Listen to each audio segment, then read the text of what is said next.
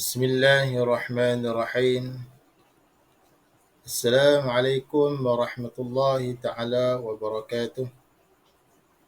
الحمد لله رب العالمين، والصلاة والسلام على أشرف الأنبياء والمرسلين وعلى آله وصحبه أجمعين.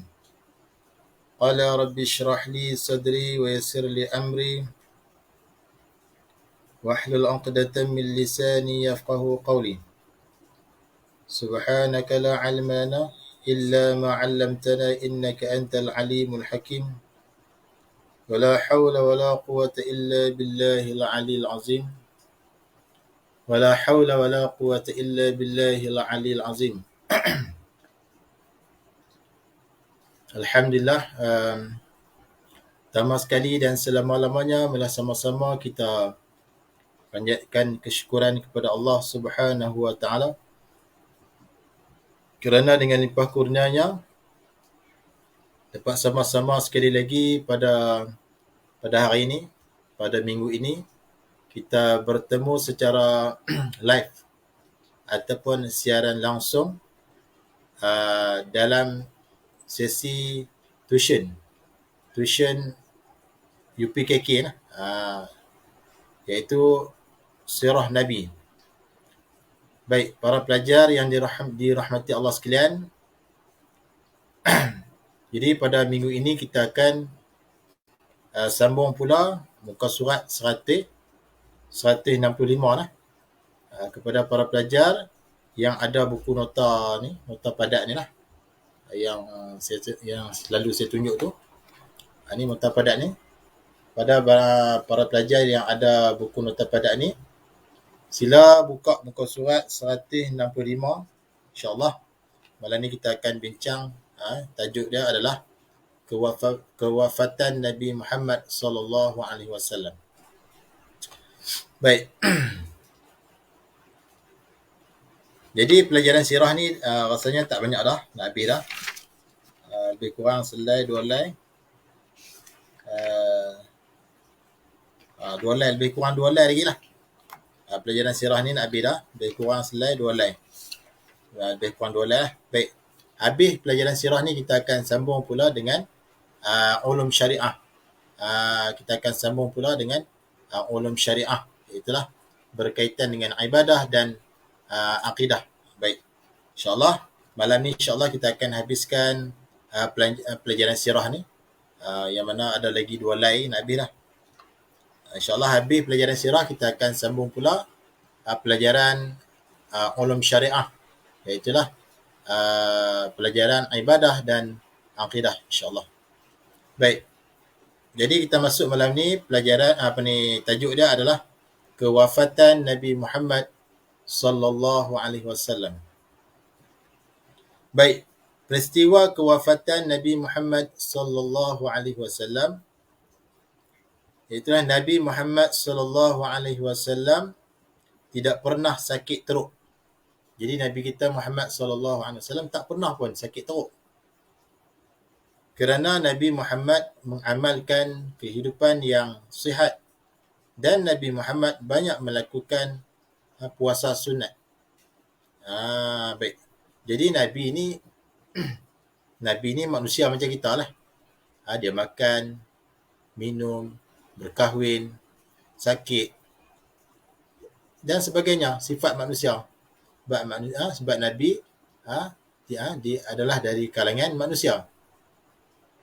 Jadi sepanjang hidup Nabi tidak pernah sakit. Tidak pernah sakit yang teruk.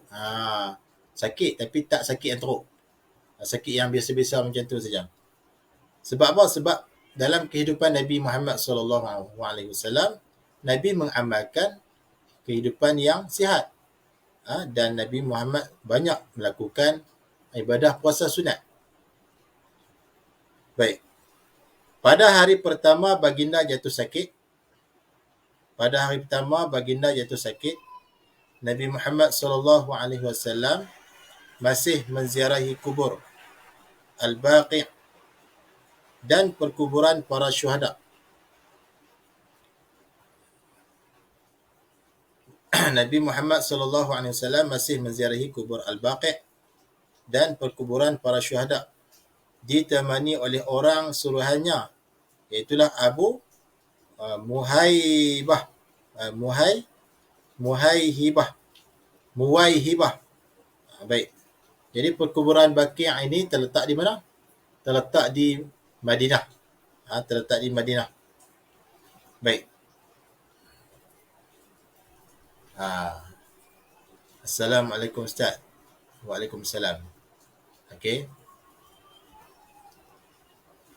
Baik, jadi malam ni hujan sikit lah. Malam ni hujan. Jadi mudah-mudahan dengar lah. Dengar tak suara? Jelas tak suara saya? Okey, mudah-mudahan dengar jelas lah. Baik, jadi sekali lagi saya ulang. Pada hari pertama baginda SAW jatuh sakit, Nabi Muhammad SAW masih lagi menziarahi kubur Al-Baqi'. Kubur Al-Baqi', kubur Baqi' ni terletak di kota Madinah. Dan perkuburan para syuhada, yang mana ditemani oleh orang suruhannya, iaitulah Abu Muwaihibah. Dan dalam masa ini baginda juga masih bergilir-gilir pergi ke rumah isteri-isteri baginda dalam keadaan sakit. Dalam keadaan baginda sakit pun baginda boleh pergi ziarah kubur Baqi'. Kemudian perkuburan para syuhada. Kemudian dalam masa sakit juga baginda bergilir-gilir ke rumah isteri-isteri baginda. Itu dalam masa Nabi sakit tu. Kemudian Nabi Muhammad menderita demam. Nabi Muhammad SAW menderita demam selama beberapa hari. Jadi Nabi demam. Apabila demam, baginda berkurungan. Jadi apabila Nabi ni demam, Nabi pun berkurung. Macam kita jugalah, kita kena demam macam mana. Bukan nak jumpa orang sangat kan, demam. Baik. Muhammad Khairul Faisal Mahathir kita muka surat berapa Ustaz? Baik, malam ni kita sambung muka surat 165. 165 lah. Baik, jadi malam ni kita habiskan sirah ni. Ada lebih kurang 2 line, ada 2 line nak habis dah. Okey, habis. Kemudian habis sirah ni kita akan masuk pula pelajaran ulum syariah. Ulum syariah iaitulah bab ibadah dan bab akidah. Baik. Jadi saya ulang, Nabi Muhammad ni mengalami demam selama beberapa hari. Kemudian apabila demam, baginda berkurungan. Macam kita lah. Bila kita demam, kita ada berkurung lah rumah. Tu. Nak jumpa orang pun tak mahu lah pasal demam. Tak larat kan. Nak cakap pun tak larat. Nak berdiri tak larat. Nak duduk pun tak larat. Semua tak larat. Kena tidur. Tu orang demam. Jadi Nabi pun macam itulah. Dia demam, dia berkurungan. Duk kurung. Baginda pergi ke masjid untuk solat berjemaah bersama para sahabat. Dalam keadaan macam tu pun Nabi tetap ke masjid untuk bersolat jemaah bersama sahabat.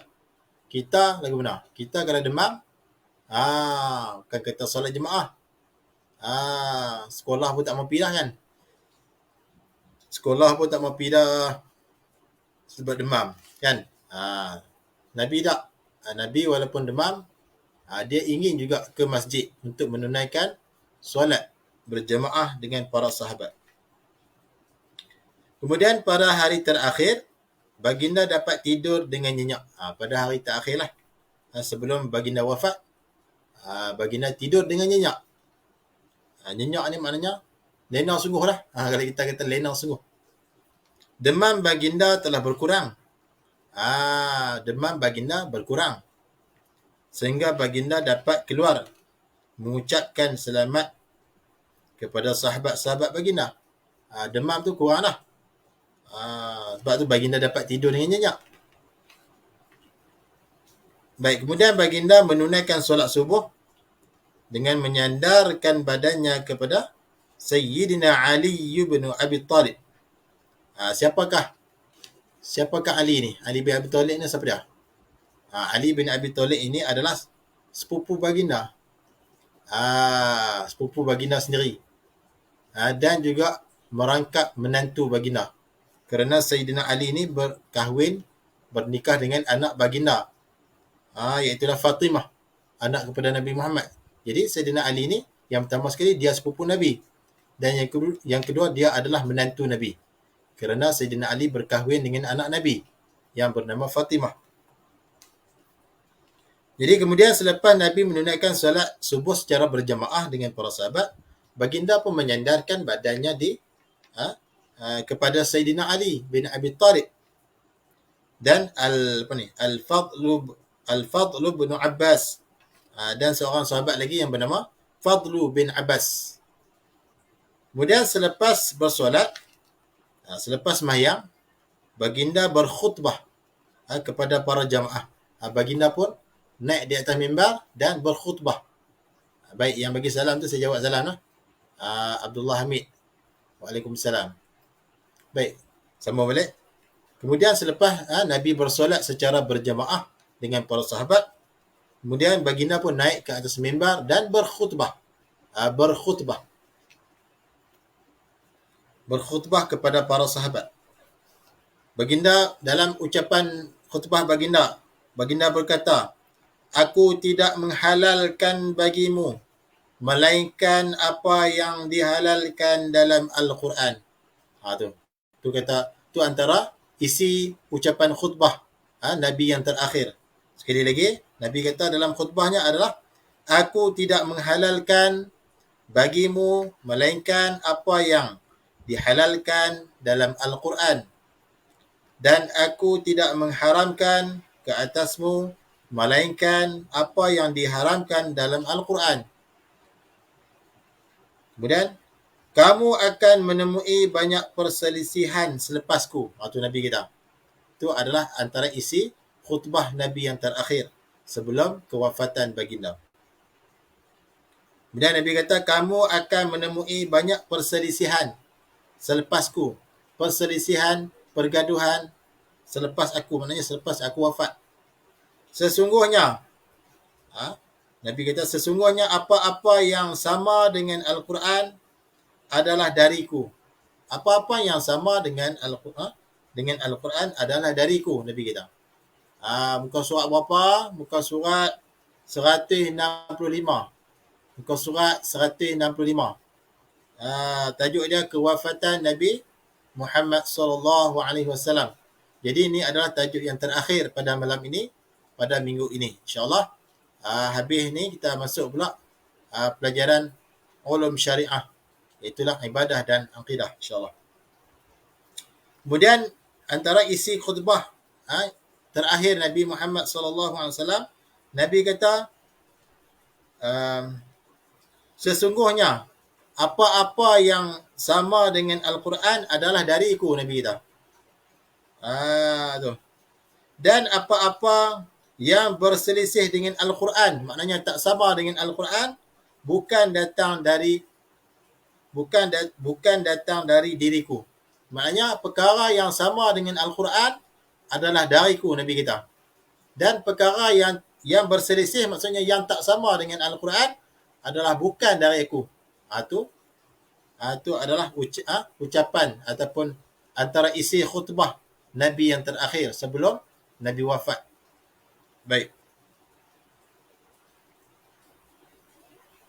Kemudian, apabila para sahabat mendengar khutbah Nabi begitu, para sahabat pun menjadi berdebar-debar. Hati mereka jadi debar-debar. Rasa lain macam. Selalunya khutbah Nabi tak macam ni. Tapi hari ni rasa lain macam. Berdebar-debar hati para sahabat. Gelisah. Para sahabat ni berdebar-debar, gelisah dan bimbang. Sekiranya ajal baginda telah hampir. Jadi para sahabat ni sangat sayang kepada Nabi kita, sehingga kan apabila mendengar ucapan khutbah Nabi tadi, yang mana Nabi kata, antaranya adalah Nabi kata, kamu akan menemui banyak perselisihan selepas aku, dan sesungguhnya apa-apa yang sama dengan Al-Quran adalah dariku.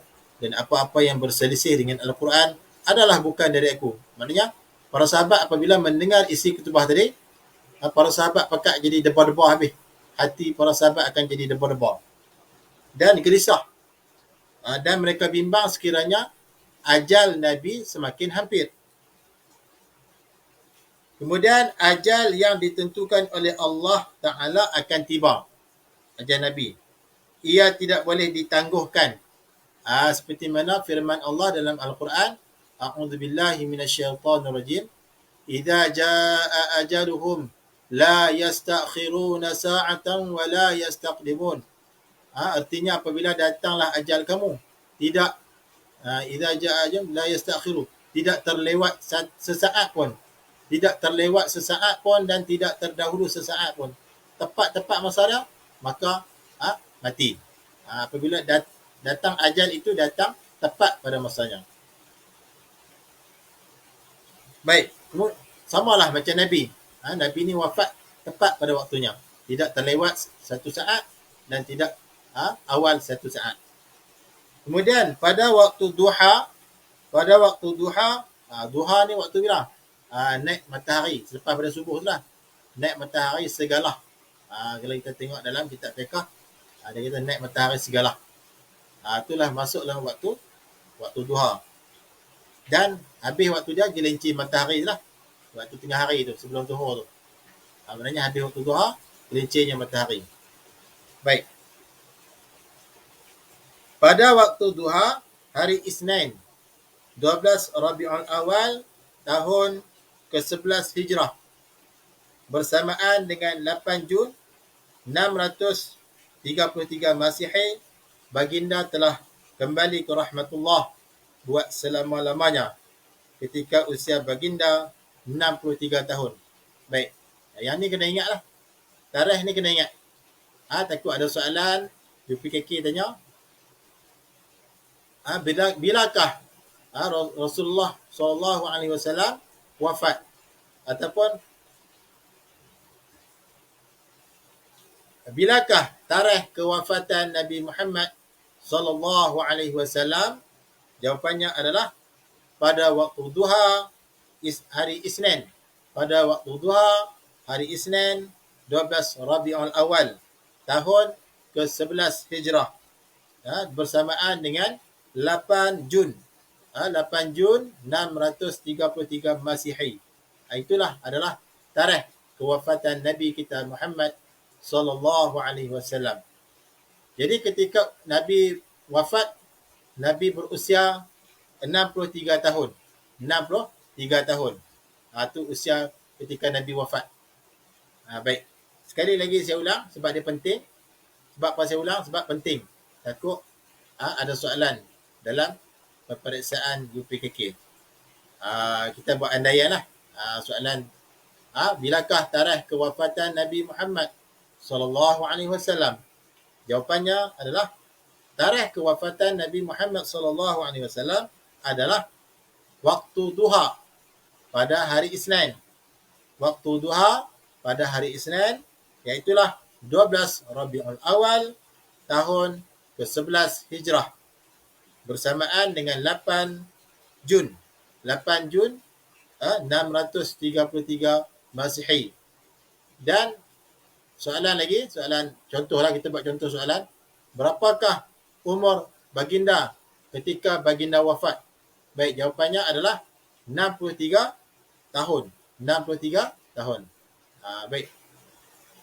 Jadi ketika baginda wafat adalah berumur 63 tahun.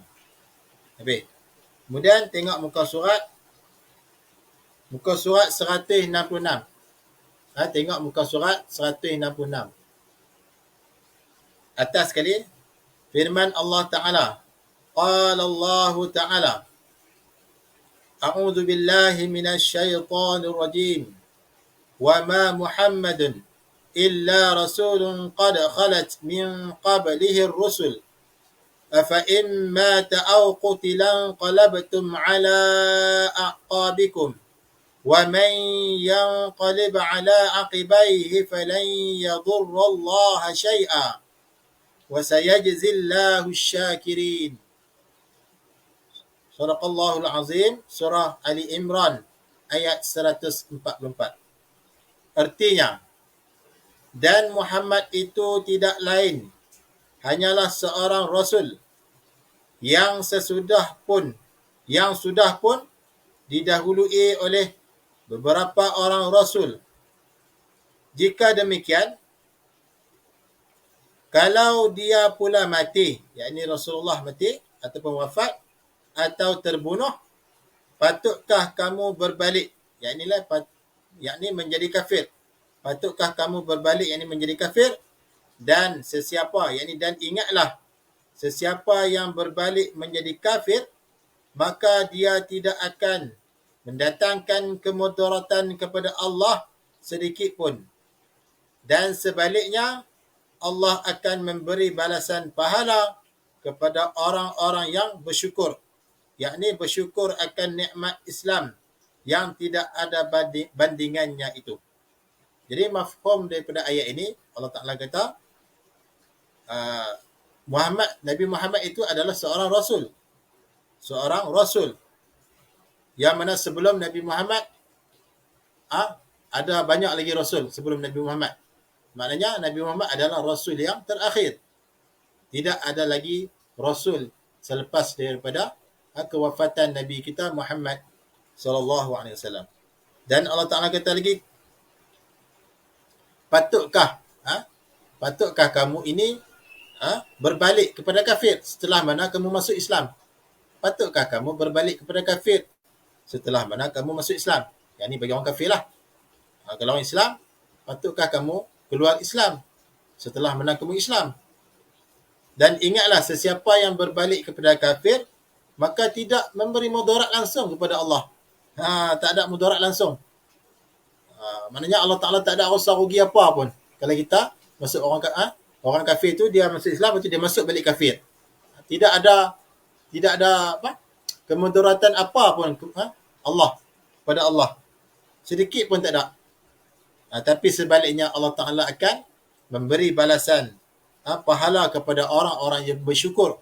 Iaitulah bersyukur dengan nikmat Islam yang ada padanya. Itu lebih kurang macam itulah mafhum ayat Quran ni. Baik.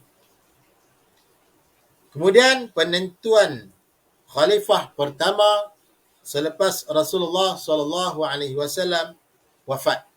Maknanya selepas daripada Rasulullah sallallahu alaihi wasallam wafat, kemudian bermesyuaratlah para sahabat sekalian untuk menentukan siapakah yang akan menjadi khalifah ataupun ketua selepas mana Rasulullah wafat. Jadi pakat mesyuaratlah di antara para sahabat, siapakah yang layak menjadi khalifah yang pertama untuk memimpin umat Islam pada ketika itu selepas Rasulullah wafat.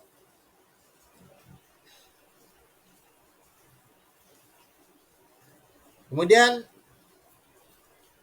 muka surat 166 lah. Tengok muka surat 166. Kemudian perlantikan Sayyidina Abu Bakar sebagai khalifah. Tu.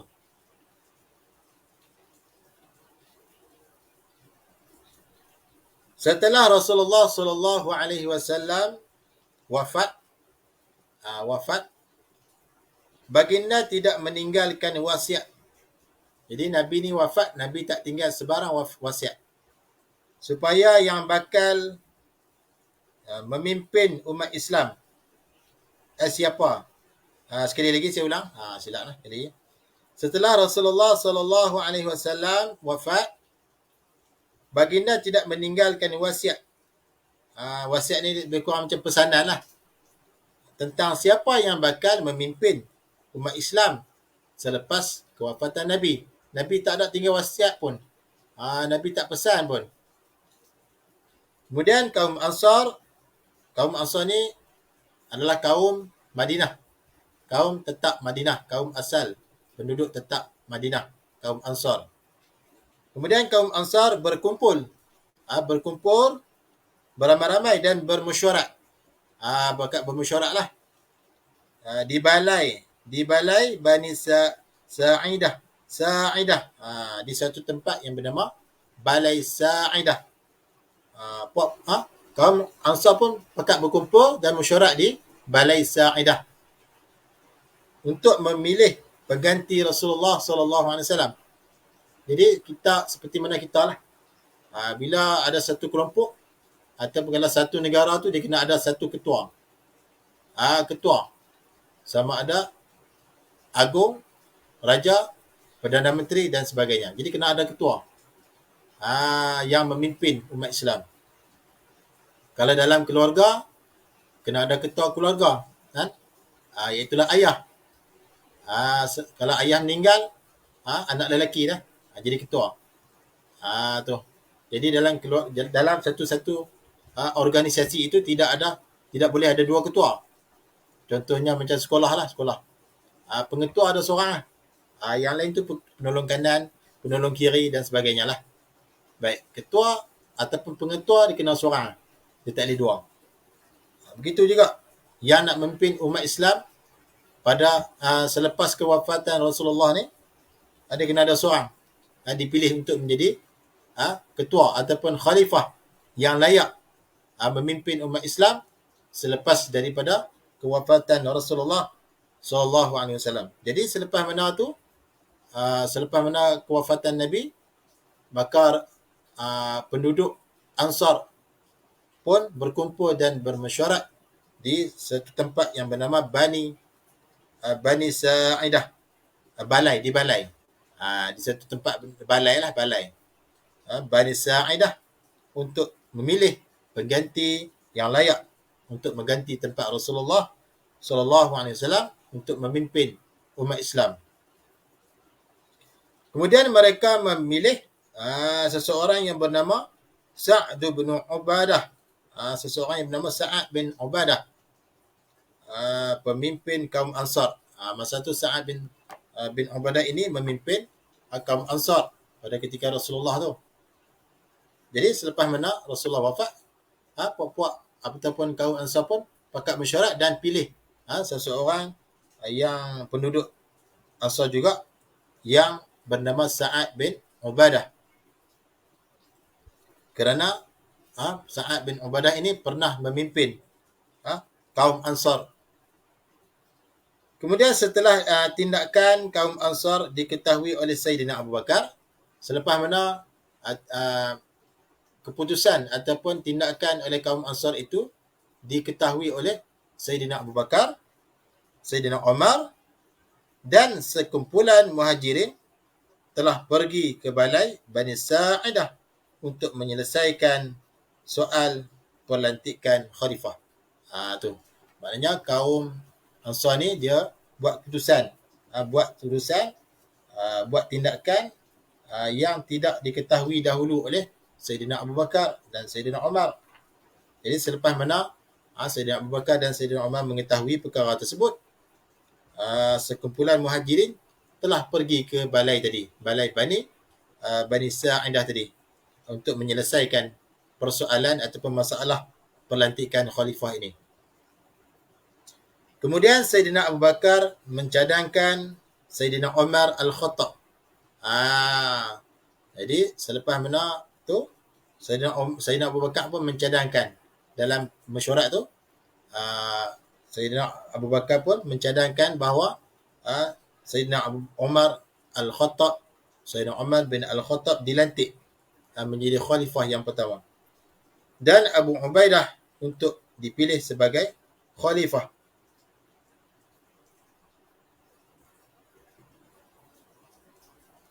Sekali lagi saya ulang. Sayyidina Abu Bakar mencadangkan Sayyidina Umar bin Al-Khattab dan Abu Ubaidah untuk dipilih sebagai khalifah.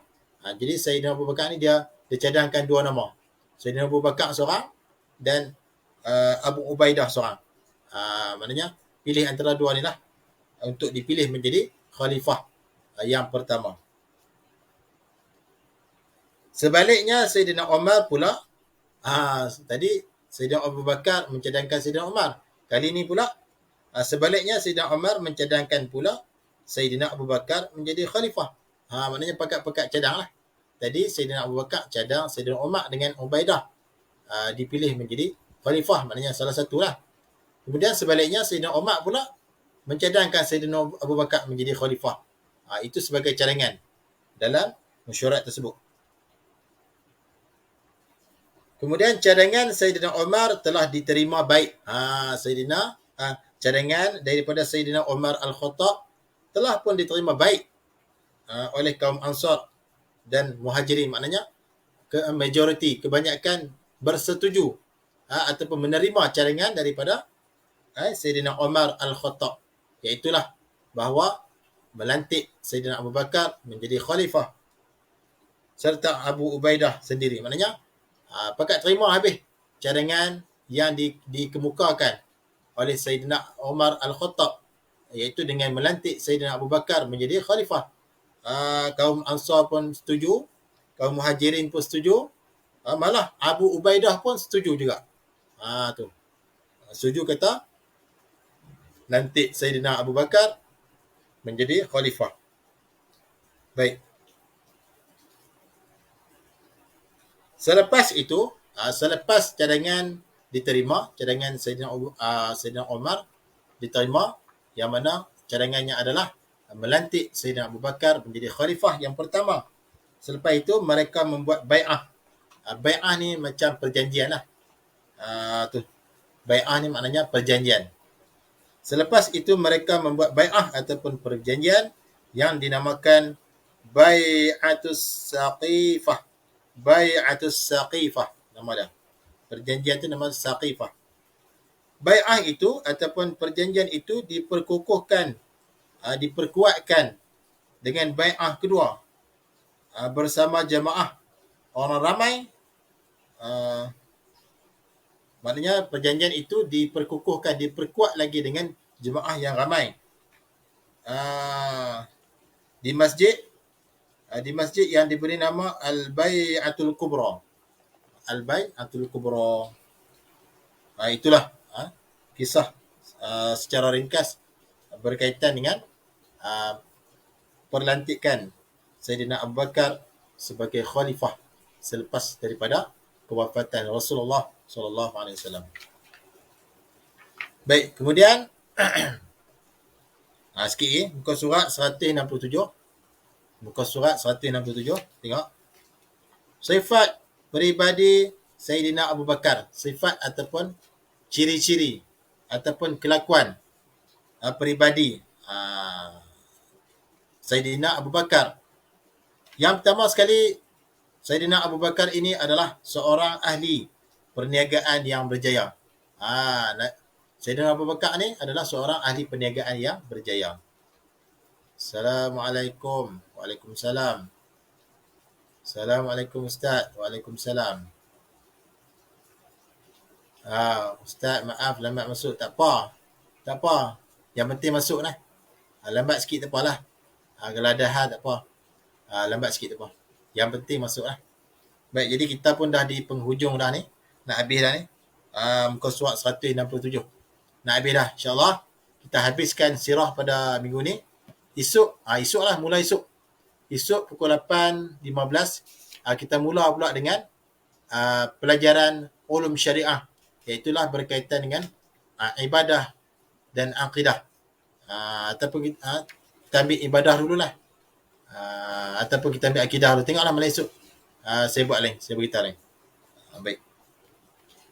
Jadi saya ulang balik, sifat peribadi Sayyidina Abu Bakar ataupun perangai peribadi dah.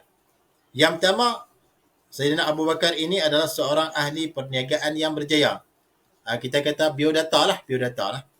Dia adalah seorang perniagaan yang berjaya. Yang kedua, memainkan peranan yang besar dalam perkembangan dakwah Islam. Maknanya Sayyidina Abu Bakar ni bukan orang biasa lah. Dia banyak main peranan. Main peranan dalam perkembangan dakwah Islam. Perkembangan dakwah Islam.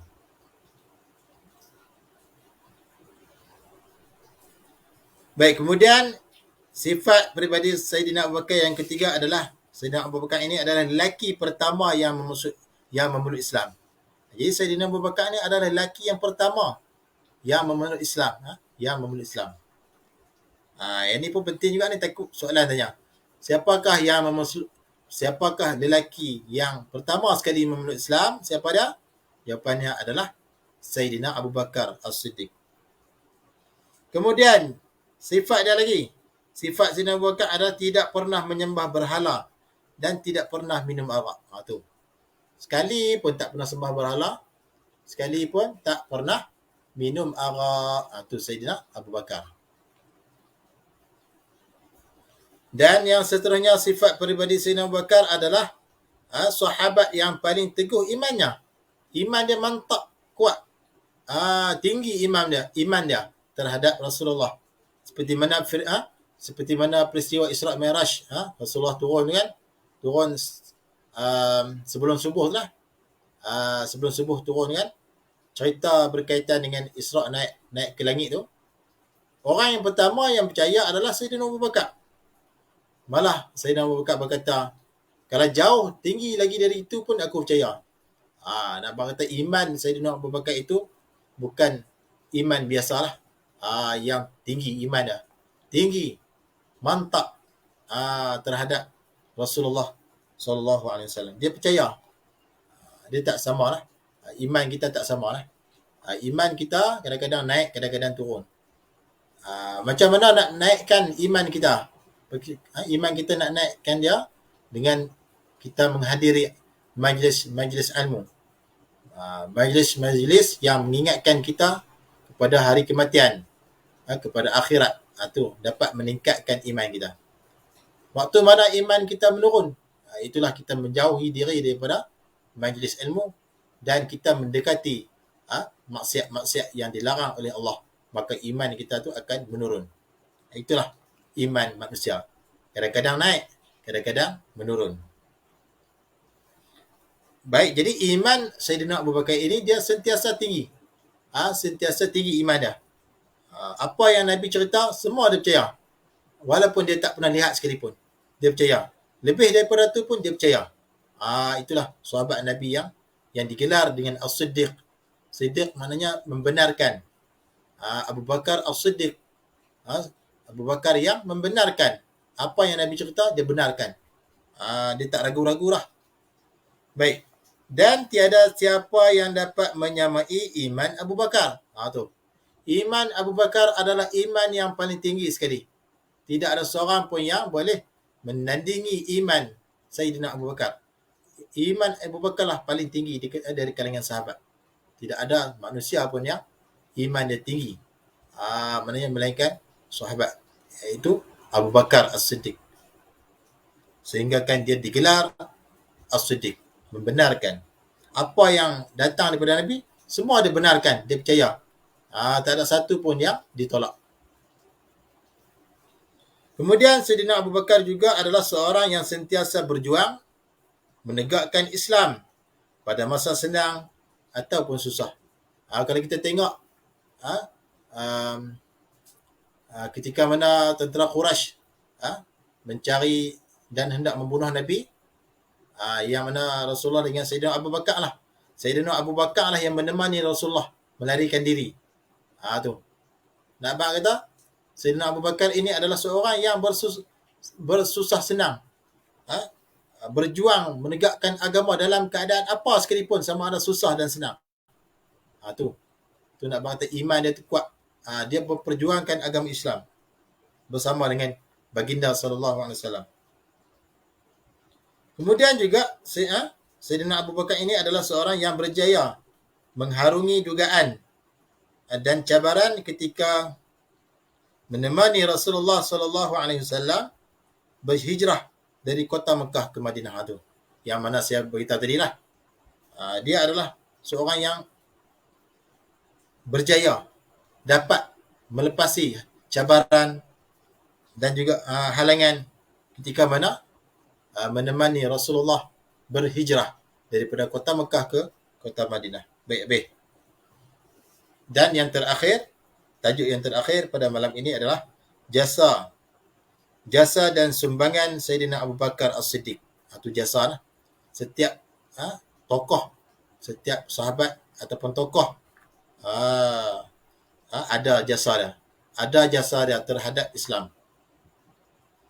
Yang pertama sekali jasa Sayyidina Abu Bakar As-Siddiq adalah beliau ataupun Sayyidina Abu Bakar memerangi dan menghapuskan golongan murtad.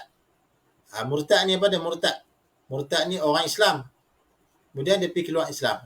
Tu. Dia mengaku. Dia murtad ni dengan 3 cara lah. Dengan perkataan, dengan perbuatan dan dengan i'tiqad. Perkataan macam mana? Contohlah, kita buat contoh. Yang boleh menyebabkan kita keluar daripada Islam, murtad. Macam mana? Dengan perkataan. Contoh kita kata,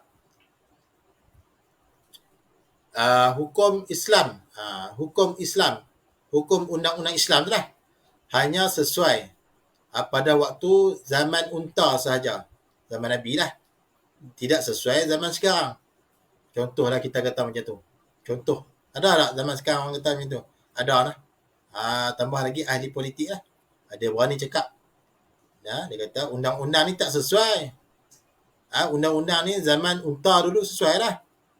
Zaman sekarang tak sesuai. Dia berani mempertikaikan hukum Allah. Sedangkan hukum Islam ini sejak daripada zaman Nabi hingga kiamat sesuai. Tak ada apa satu pun yang tak sesuai. Jadi bila dia berkata macam tu, boleh menyebabkan dia keluar daripada Islam, yang dipanggil murtad. Dan boleh juga kita keluar Islam dengan perbuatan. Kita ni pergi sembah yang Hindu duk sembah tu. Pergi sembah Tok Kong kan. Kita orang Islam pergi masuk kuil, pergi sembah Tok Kong tu. Boleh menyebabkan murtad dan kufur. Itu dengan perbuatan. Ataupun dengan i'tiqad di hati. Kita i'tiqad kata sembahyang 5 waktu itu tak wajib atas kita. Hanya wajib atas geng-geng masjid sahaja. Tu kita kata sembahyang 5 waktu tu tak wajib atas kita. Sedangkan wajib atas kita, tapi dia kata tak wajib. Dia i'tiqad dalam hati macam tu, kata sembahyang 5 waktu hanya wajib atas geng-geng masjid sahaja, geng-geng surau sahaja. Atas dia tak wajib. Ataupun dia i'tiqad kata Tuhan tak ada. Tuhan mana ada lah kita. Kalau ada nampak dia i'tiqad macam tu. Ada mempertikaikan kewujudan Allah Subhanahu Wa Taala. Maka boleh keluar daripada Islam ataupun murtad dengan 3 cara tadi. Jadi pada zaman Sayyidina Abu Bakar pun berperang, memerangi dan menghapuskan golongan yang murtad. Siapa murtad? Mesti perang. Sayyidina Abu Bakar pun perang. Kemudian Sayyidina Abu Bakar juga jasa dia adalah memerangi orang yang enggan membayar zakat. Pada zaman Sayyidina Abu Bakar, ramai yang tidak mahu ataupun enggan mengeluarkan zakat. Sedangkan dah cukup bilangan yang wajib dikeluarkan zakat dan cukup tahun, haul. Tetapi mereka enggan. Mereka sayang harta mereka. Mereka menganggap semua itu adalah milik mereka. Sedangkan wajib dikeluarkan zakat. Kerana sebahagian ataupun setengah daripada hartanya adalah bukan yang dia punya. Yang milik orang-orang yang berhak menerima zakat. Asnaf yang 8 tu lah. Antaranya orang fakir miskin yang berhak menerima zakat. Jadi duit tu yang ada pada dia tu, harta tu, bukan yang dia semua. Jadi wajib kena keluarkan zakat. Jadi pada ketika itu ramai yang enggan mengeluarkan zakat. Maka Sayyidina Abu Bakar pun berperang dengan mereka. Menghapuskan golongan-golongan yang mengeluarkan zakat. Kemudian jasa Sayyidina Abu Bakar lagi adalah memerangi dan menghapuskan golongan yang mengaku menjadi Nabi. Baik. Yang kata mengaku jadi Nabi ini bukan zaman kita. Bukan zaman kita saja. Sejak zaman Sayyidina Abu Bakar lagi ada dah yang duk mengaku menjadi Nabi. Baik. Pada zaman Nabi dulu ada seorang yang bernama Musailamatul Kadzab. Musailamatul Kadzab. Jadi dia mengaku dia jadi Nabi. Sedangkan dia bukan Nabi. Dia adalah seorang pendusta, pembohong. Baik. Jadi panjanglah cerita dah tu. Kita cuma beritahu nama lah. Musailamatul Kadzab nama dia. Dia mengaku jadi Nabi. Zaman Nabi maknanya. Hak mengaku jadi Nabi ni bukan zaman kita. Sejak zaman Nabi dulu. Ada dah yang mengaku jadi Nabi. Siapa dia lantik tak tahu lah. Sedangkan Nabi ini bukannya dilantik oleh manusia, dilantik oleh Allah. Pilihan Allah. Bukan dia lantik diri sendiri. Tu. Kena faham lah. Tidak ada seorang Rasul selepas daripada Nabi Muhammad SAW.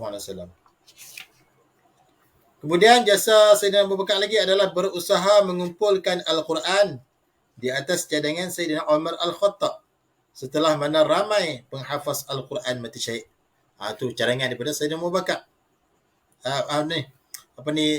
Usaha untuk mengumpulkan Al-Quran yang mana yang telah dicadangkan oleh Sayyidina Umar. Maknanya yang usaha itu adalah Sayyidina Abu Bakar lah yang dicadangkan oleh Sayyidina Umar.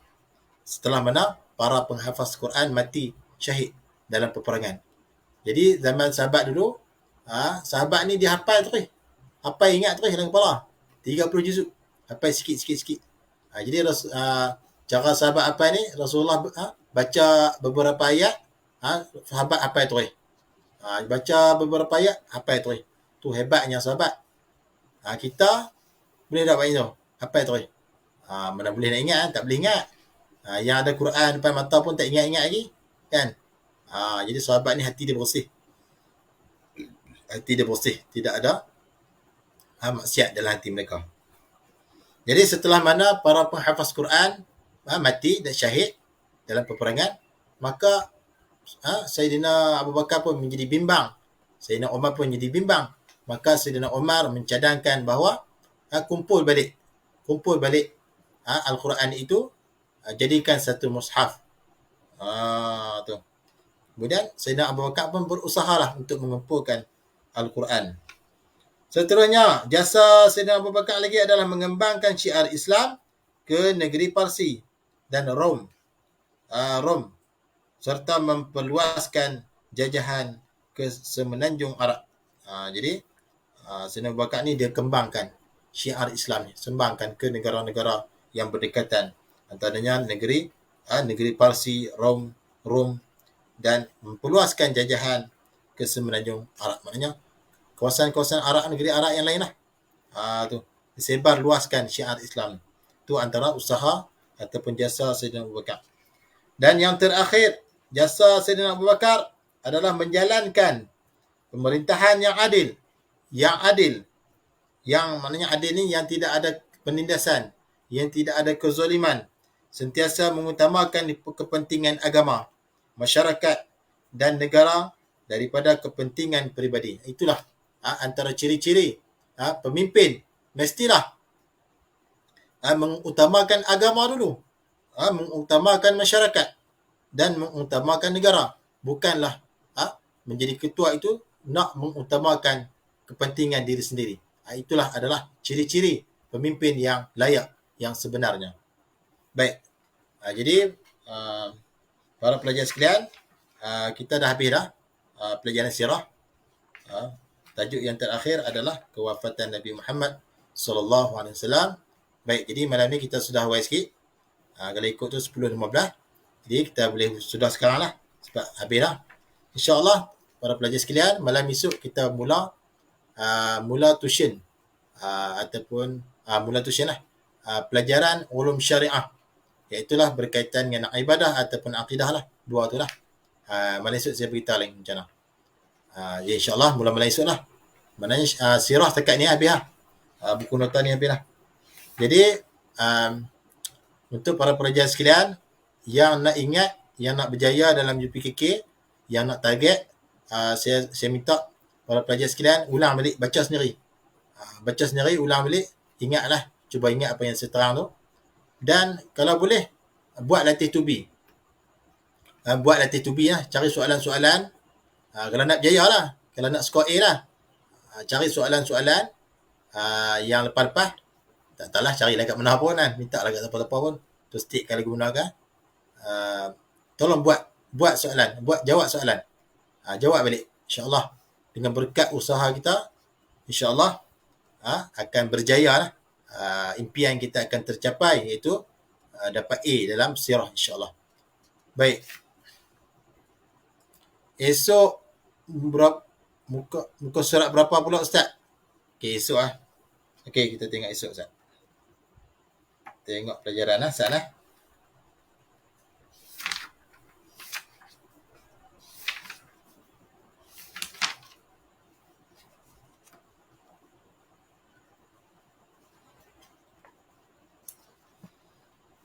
Baik.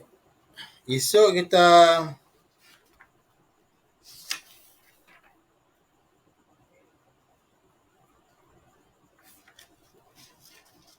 esok kita masuk muka surat